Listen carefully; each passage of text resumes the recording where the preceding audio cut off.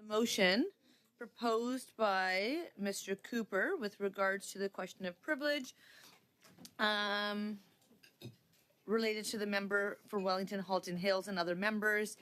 The committee will now resume consideration of the amendment proposed by Mrs. Romanado. On my speaking list, I have Mr. Lauzon, Madame Romanado, and Mr. Culkins. Okay, yeah. And I see Madame Goudreau. Yep, I see you all. So I'm going to resume with Mr. Lauzon.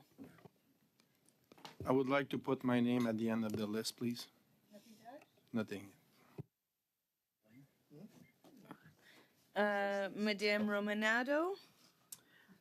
No, Madam Chair, I think I'd like to put myself on the bottom of the list too.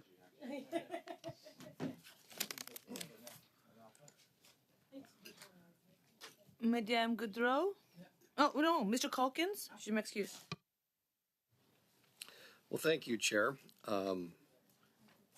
It's good to be back at Procedure and House Affairs. I wasn't here last week.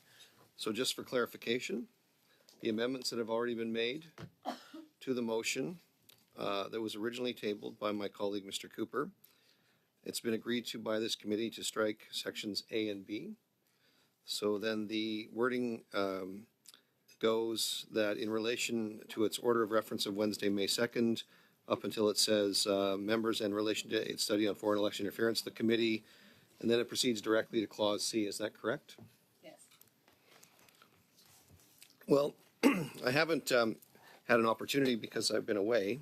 And so just to, Yeah, sorry to Chair. interrupt. And so where we are is under B, under B3, the III is the amendment that has been proposed by Mrs. Romanado, and that is what we are debating at this time. So all of B has not been struck? It has, all B. This, C and D remain. C and D remain. A, C, D, E, under E is a B, everything but this. But and then it says provided that III. And now, so we're discussing a sub-amendment?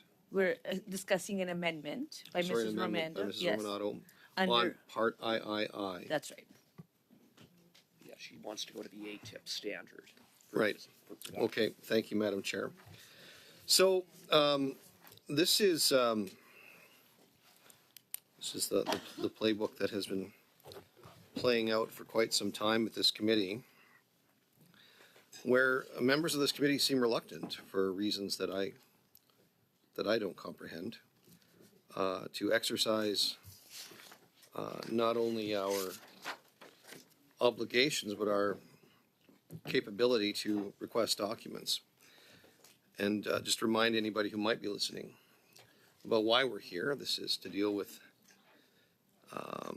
an issue regarding one of our colleagues, Mr. Chong, Wellington Halton Hills, and a number of other colleagues from other political parties whose privileges have been put to question. It's an order from the House of Commons, and we've heard from witnesses, and really the only outstanding or remaining thing to discern or decide is information relating to documents that could be and should be potentially included in a report.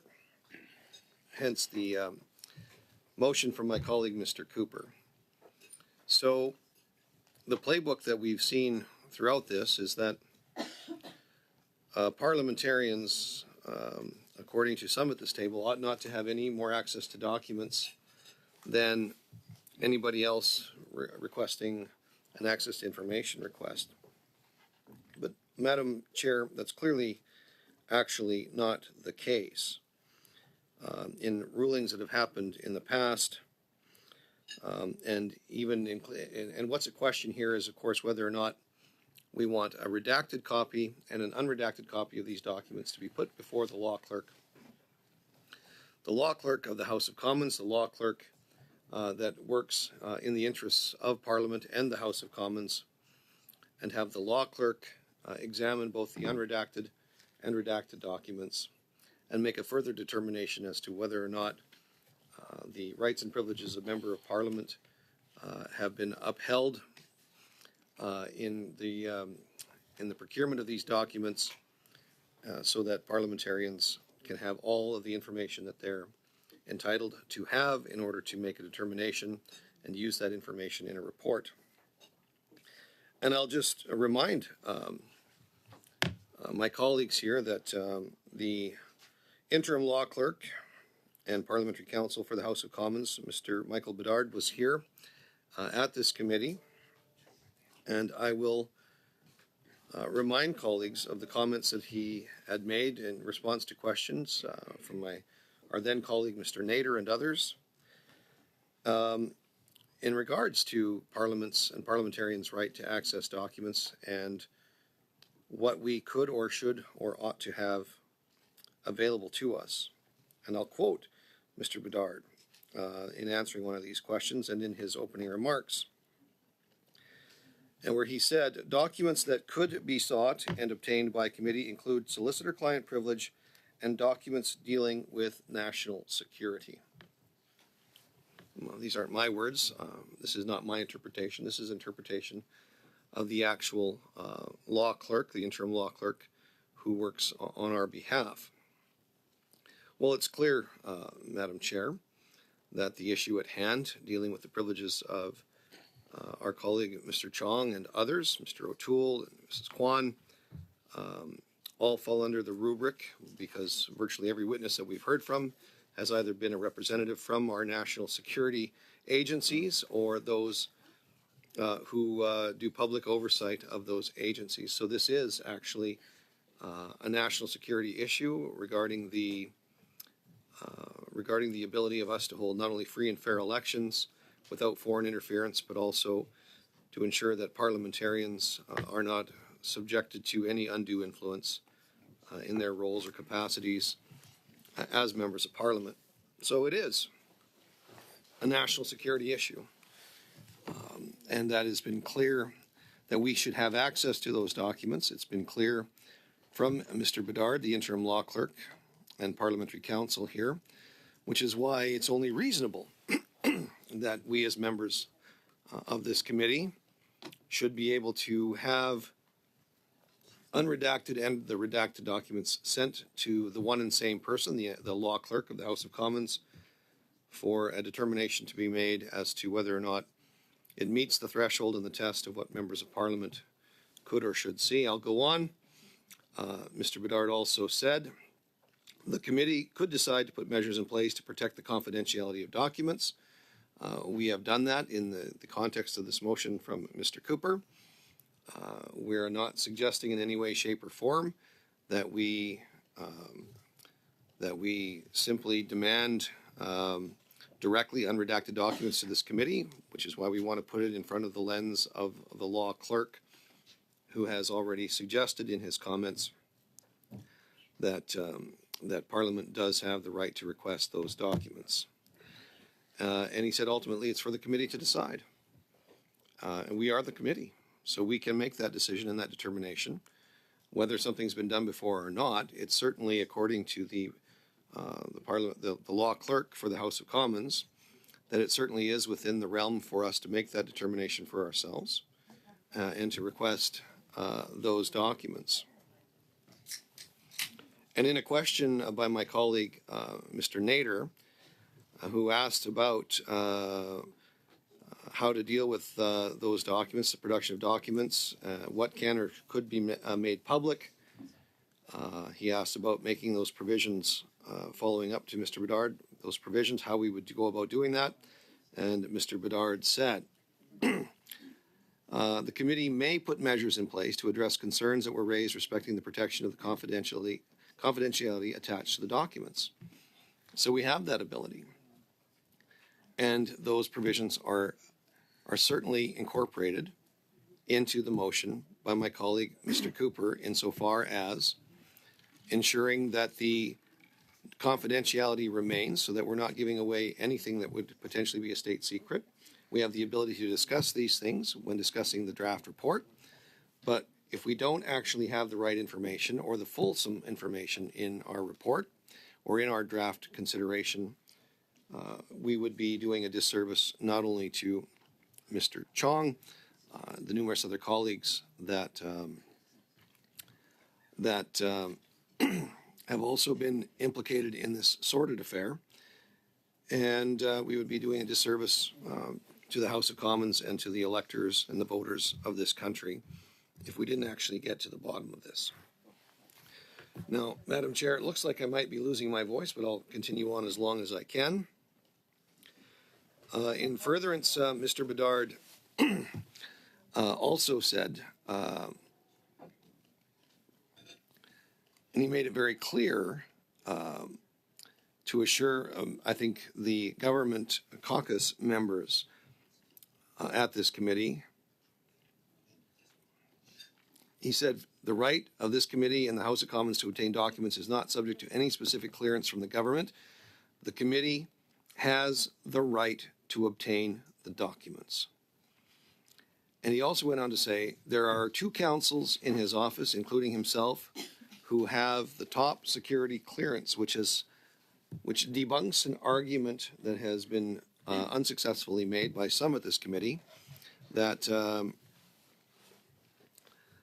that the law clerk doesn't have the capacity, capability, or authority, or ought not have the authority to look at these classified documents and top security clearance documents.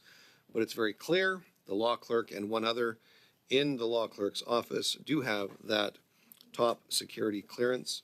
So there is nothing for us as members of this committee to fear for having the law clerk and the others that are designated in the law clerk's office that have top security clearance from seeing the unredacted versions of the documents and making a comparison with the redacted ones to ensure that this committee is getting access to all of the information that it should in order to include that information, or at least include the context of that information into our draft report for consideration. And Mr. Bedard went on to say, in further questioning and in cross-examination at this committee, with a document containing proposed redactions and one without, we're able to compare and analyze them much more easily. Well, isn't that exactly what this motion seeks to do? This motion basically says that the law clerk's office ought to receive the unredacted and redacted versions. The law clerk himself has testified that having both the unredacted and redacted versions would make their job a lot easier.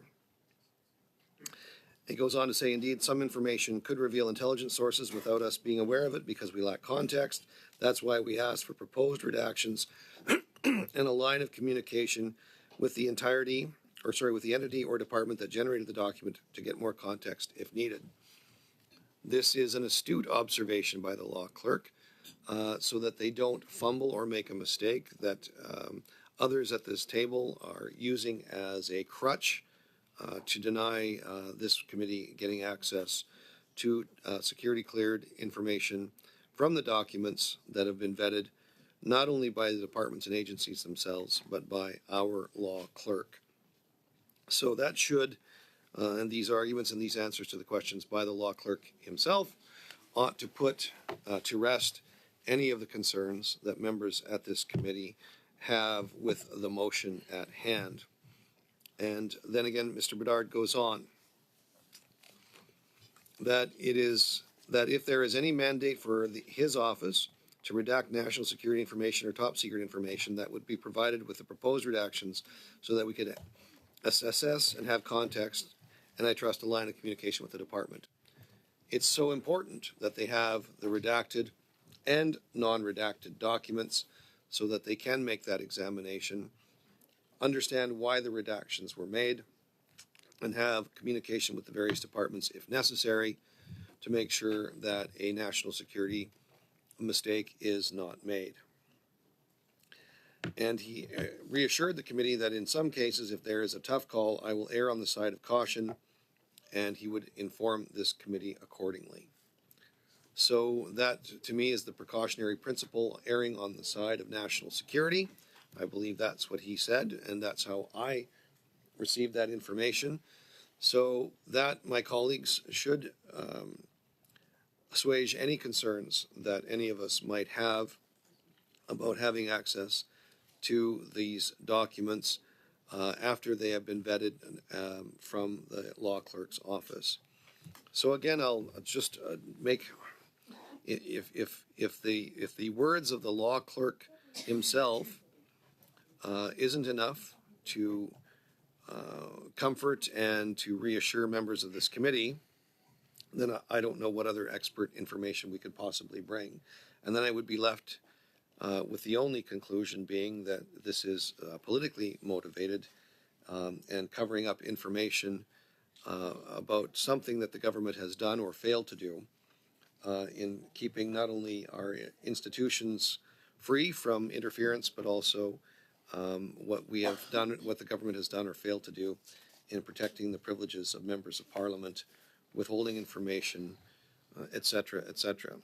Either way, I would simply ask colleagues, imagine it was you instead of Mr. Chong or Mr. O'Toole or Ms. Kwan or the others that might be affected, and how would you feel if you were in their shoes?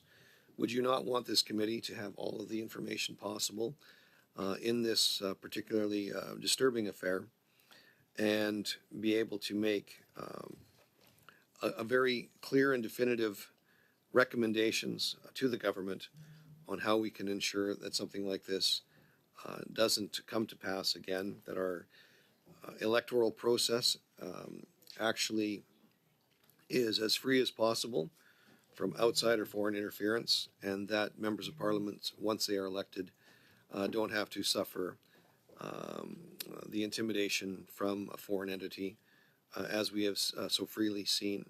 It was actually admitted by a representative from the Beijing administration that publicly admitted that they took credit for actually changing the outcomes of at least two seats in the Lower Mainland in British Columbia.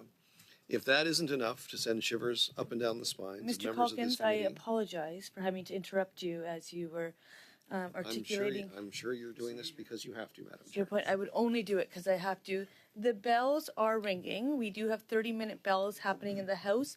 We could work throughout bells for about 20 minutes and then go vote in the House. I see some agreement to want to do that. No, we have to go vote. We have to go vote. Conservatives do not want to work through the bells. That's okay. We will suspend our meeting. We'll see you after bells. Thank you. Meeting suspended.